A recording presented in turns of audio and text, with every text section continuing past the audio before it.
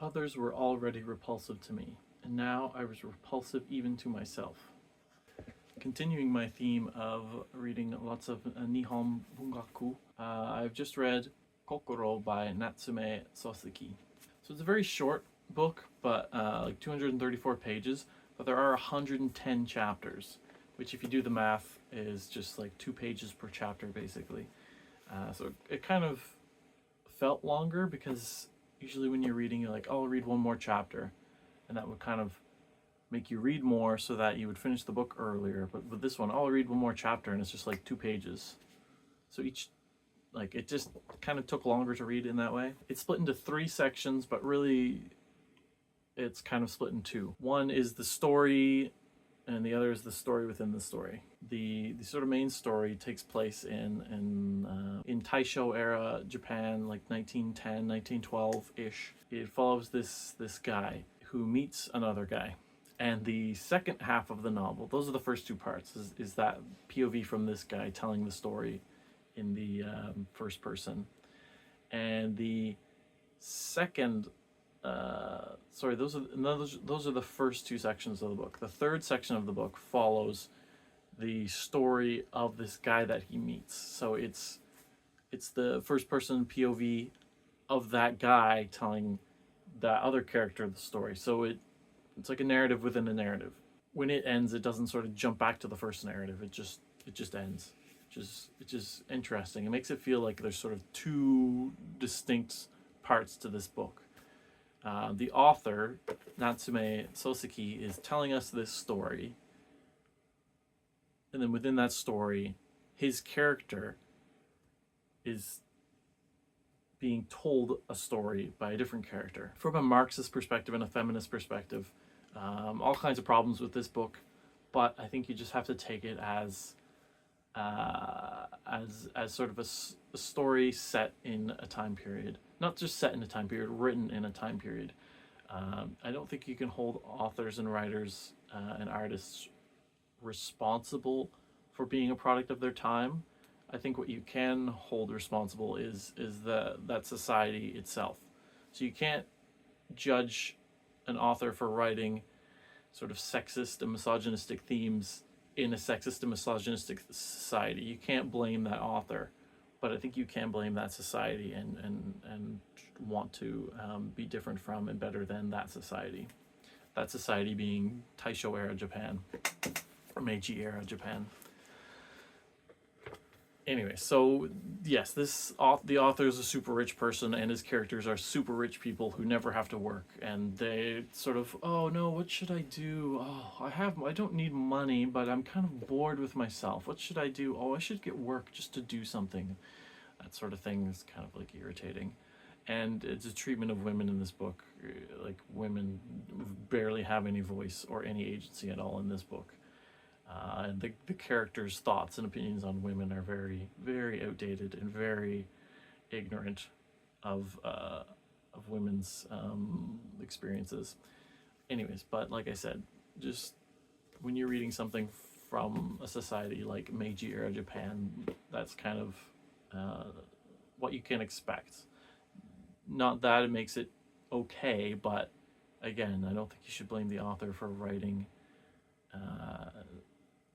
in their time. Blame the times. So this character, who doesn't have a name, he's very wealthy, comes from a wealthy family. He's been sent to Tokyo to study, and he comes to meet this man through a series of coincidences and just chance encounters. He meets this man whom he calls Sensei. So he gets to know this Sensei guy, and he visits him in Tokyo, and they develop a relationship. He gets to know him. He learns that Sensei every month goes and visits the grave of of a friend of his, and Sensei won't tell him who that is or anything about that. It's a bit of a mystery. And Sensei doesn't really.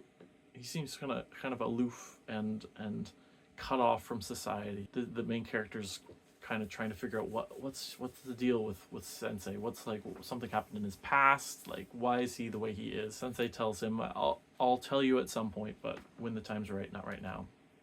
So Sensei lives with his wife in this house by themselves, and he doesn't work because he's got lots of money. So the main character eventually gets called back away from Tokyo, away from his studies, to go back to the countryside to stay with his family because his father is dying. So this is the second section of this book, is living with his parents. So he goes back, and his father seems healthy, but deteriorates pretty quickly, especially when the Meiji Emperor dies. So the Meiji Emperor passes away, and his father sort of takes that as there's a lot of themes of one era passing away and the people of that era also passing away and moving on to a new brighter era, or not necessarily brighter, sorry, moving on to a new era. So the Meiji age era is over with the death of the Meiji Emperor, and that really sort of hits his father mentally and physically, and his father's condition worsens. Also, the ritual suicide of was it General Nogi, I think his name was, is reported.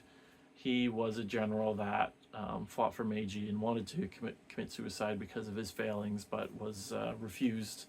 And so he held on for 35 years, and once Meiji had died, then this Nogi guy also commits suicide. And that's another thing that sort of strikes the main character's father, is that, oh, the old is passing away. I'm part of that old. I am slowly dying. I guess I'm going to die. And so his condition worsens. A bunch of the family members get together and are sort of at his deathbed waiting for him to pass. And at this point, the main character, who had been sort of sending letters to Sensei asking for a job, because he needs a job and his mother wants him to get a job because he's just graduated, but he's like, Sensei's not the sort of person that can find me a job or would find me a job, so he kind of feels awkward about it. But he's been in communication with Sensei, or trying to but Sensei has not responded.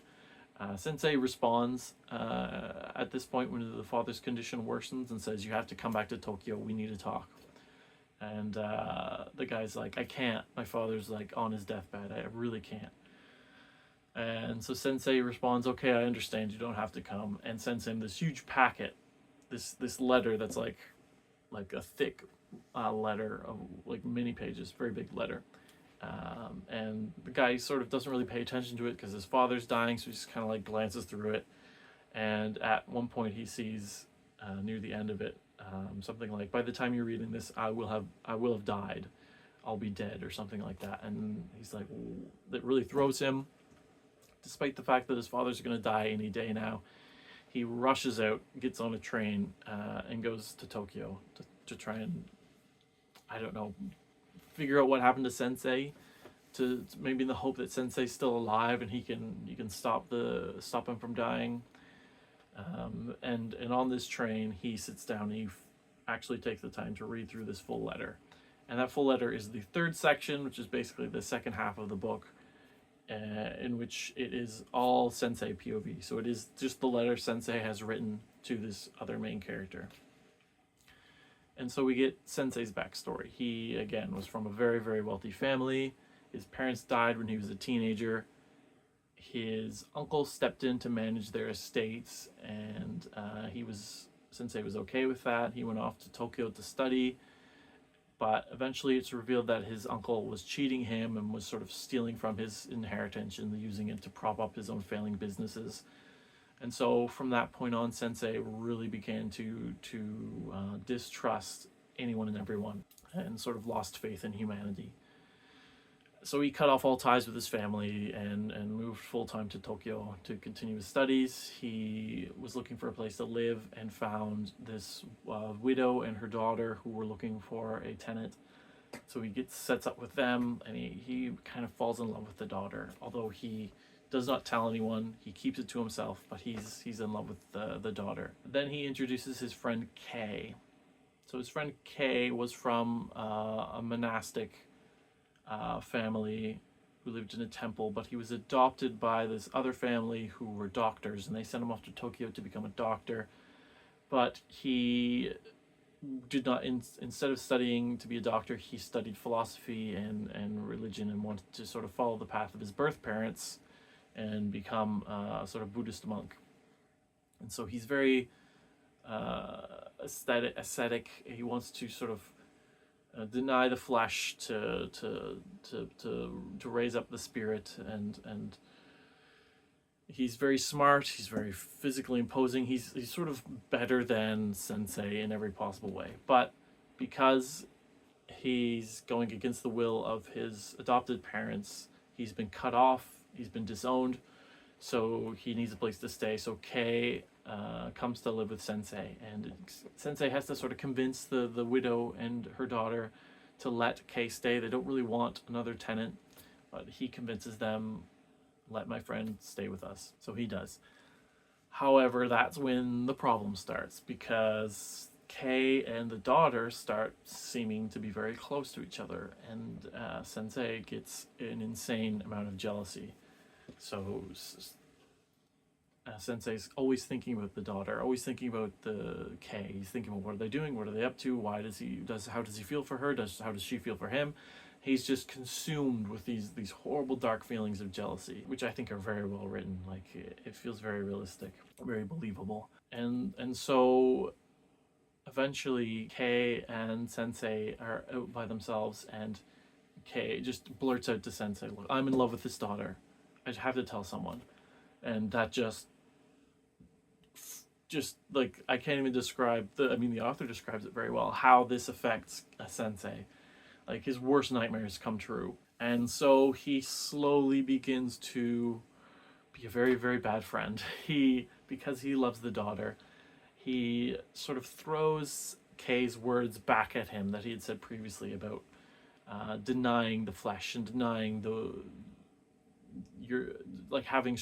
being strong-willed and being resolute, and like, what do you mean you love this girl? Like, you're better than that. Like, I thought you wanted to be a temple priest. You shouldn't give in to the whims of the flesh and whatever. And it really hits Kei hard, because Kei like actually believes this stuff. It wasn't just sort of a fancy. He's very much a believer in this. And so Kei eventually says, like, I've found my resolve at one point, which I took to be Kei's going to kill himself.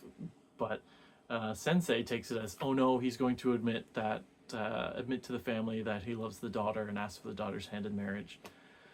So Sensei then goes and asks for the daughter's hand in marriage. Finally, like, I should have done this before he even invited Kei to the household. And the mother acquiesces. The daughter doesn't really get a say in it, but the mother's like, oh, she's okay with it anyways. I wouldn't force her to marry someone she's not interested in. And so days pass, and he doesn't tell Kei, but the mother tells Kei about this marriage arrangement, and Kei just sort of takes it as, oh, okay, I didn't know that. Sure, in his normal stoic sort of quiet way. And Sensei finds this out later that Kei already knows, and Kei hasn't really changed, hasn't like blown up at Sensei, which he probably should have, and sort of confronted him and said, I told you I love this woman and now you're marrying her, like what the heck. Kei just very much just takes it. So a few days later, Sensei finds Kei had committed suicide, and sort of this just a further blow to Sensei. Like, this is my fault. I've basically killed him, which is true, kind of, in a way. And he reads the suicide note. The suicide note has no mention of the daughter or Sensei. It's just says something like, I've known I had to die for a while now, and I've been putting it off, and like, life's just too hard. I'm ending it. Sort of just a generic thing. Everyone assumes it's because he's been disowned, but only Sensei knows the real reason why Kei killed himself, and has to live with that. So Kei finishes school. He marries the daughter. The family moves to another house. The mother gets sick and slowly dies, but Sensei looks after her as sort of a way to try and redeem himself, but she dies, and eventually he's sort of thinking that he has to follow in the footsteps of Kei, and he has to kill himself, because sort of as punishment for what he's done, to sort of absolve his sins in sort of the almost murder of Kei. But he keeps putting it off, and he doesn't want to hurt his wife, and anyways, he's just lives his life in misery, kind of. And that's when he meets this main character from the first section that we don't get a name for. And he continues to visit the grave of Kei every month. And he ends this letter to the main character saying that he he had been so repulsed by humanity after what his uncle had done to him, and sort of this issue with Kay and the daughter, he realized that he's no better. He's sort of very repulsed by himself, and so he just has to end it. And the sort of deciding factor that finally pushes him over the edge and convinces him to do it is the death of the Meiji Emperor and General Nogi. He sort of sees that he sees himself as a man of the Meiji era, and now that the Meiji era has passed, it's finally time for him to pass. And yeah, like I said at the end of the letter, he says that by the time you're reading this, I'll be dead. And you could be really positive and be like, well, we don't actually know that he's dead. Maybe the main character will get to Tokyo and Sensei will still be alive and they can reconcile, and then they can get back in time for his father to die. But no, it's kind of assumed that the main character abandoned his dying father and family to go rush to the side of Sensei's widow, because Sensei had already killed himself. Very, like, reading this book, it very much felt like this is a classic. Like, it just has that's the prose and the setting and everything feels very much like a classic. It could just be the time period. I mean, it was written over 115 years ago or whatever. One of the reasons I love reading fiction is to sort of visit another world in another place in another time, and this is very much sort of a view into Taisho era or even in Meiji era Japan, which is kind of the only way to get that, is to read accounts of that time, written in that time. So yeah, Kokoro, which I believe Kokoro is Japanese for heart, not like a physical heart, but sort of like your heart, soul, mind, which I think the main theme was sort of about the passing away of the Meiji era and sort of the introduction of this Taisho era, because I think this was written not long after the Meiji Emperor died, and sort of the passing away of one era. The Meiji era was very much a transition from the traditional Japanese Tokugawa era to a more like introduction of lots of Western ideas and thoughts, like Wakon Yosai, Western techniques or Western technology with the Japanese spirit. And I think this book very much bridges the end of that transition period, that Meiji period, into a new, more modern, more Western Taisho era, and then into the Showa era. I'm very glad I read it. Very much a classic. I'd be kind of interested to read more Soseki. I hear he's really big in terms of Japanese literature. That was Kokoro.